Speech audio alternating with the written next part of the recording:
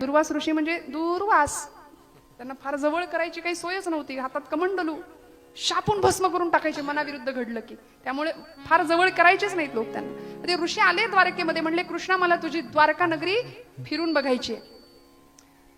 आणि भगवंतांनी त्यांना रथात बसवलं. मध्यरात्रीच 1:30-2 वाजता म्हणले बसव रथात आणि द्वारका फिरव. म्हणले आत्ता उजाडू दे, म्हणले मग दाखवू. नाही म्हणाले आत्ताच बघायचे, नाहीतर कमंडलू काढीन, पाणी शिंपडेन अंगावर. नाही म्हणले चालतंय. रथात बसवलं, रथाचे घोडे जुंपले आणि स्वतः भगवंत सारथ्य करत बसले. दुर्वास ऋषींना द्वारका नगरी फिरवून दाखवायला लागले. थोड्या वेळ चालला रथ आणि म्हणाले कृष्णा थांब, ते घोडे बाजूला कर म्हणले. घोड्यांची काय गरज आहे? मग म्हणले रथ चालणार कसा? अरे तू आहेस ना. ऋषी होते, गृहस्थाश्रमी होते भगवंत. ऋषींचा अनादर करून चालणार नाही, अतिथीचं स्वागत केलंच पाहिजे, मान राखलाच पाहिजे. तू म्हणाले घोड्याच्या जागी उभा राहा, तू रथ हाक. झालं, घोडे बाजूला केले.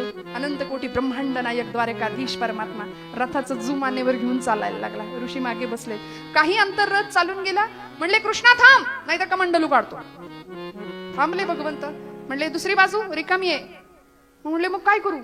रुक्मिणी कुठे आहे? झोपली, उठव तिला, आण म्हणले. भगवंत म्हणले नको, माझी रुक्मिणी नाजूक आहे. म्हणाले नको तिला, मी नेतो ना तुम्हाला. कृष्णा रुक्मिणीला आण, नाही तर कमंडलू काढेल. झालं, रुक्मिणीला उठवून आणलं. रुक्मिणी आई साहेब जगत जननी आदिशक्ती दुसऱ्या बाजूला. भगवंत म्हणताय तू नुसतं नाटक कर, मी सगळं नेतो म्हणले, सांभाळतो. आणि रथ बराच पुढे चालत गेला. आदिशक्ती जगन्माता रुक्मिणी आई साहेब आणि इकडे अनंत कोटी ब्रह्मांड नायक जगत चालक अनेकांचा बाप असलेला परमात्मा. दोघ जण रथ हाकतायत. दुर्वास ऋषी रथात बसले. कधीही पाघळणार नाही असं हृदय त्यांचं. प्रचंड क्रोधिष्ट आणि कोपिष्ट असलेले ऋषी त्या क्षणाला काही अंतर चालून रथ गेला आणि दुर्वास ऋषी म्हणतात कृष्णा थांब. अरे रथातनं खाली उडी टाकली, धावत गेले, पाय धरले भगवंताचे. म्हणले तुला इतकं छळतोय मी कृष्णा, तुला राग नाही का रे येत? राग नाही का येत? परमात्मा भगवंत म्हणतात राग येतो ऋषीवर, पण कुठं रागवायचं ते कळतं. म्हणाले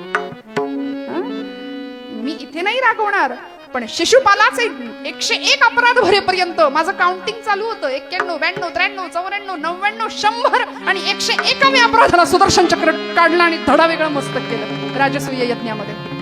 रागवायचं कुठे हे आम्हाला कळलं की आमचे प्रपंच सुखी झाले. विठ्ठल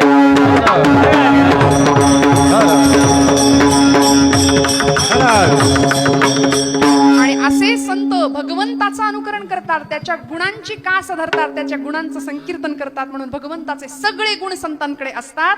म्हणून उत्तम सेवनसी तळकंठासी पुष्टी कांती तैसी दिसेवरे.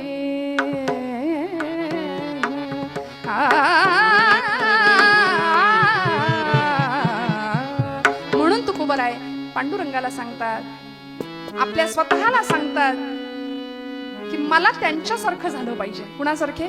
अमृतासारख्या संतांसारखं मला जीवन मिळू दे.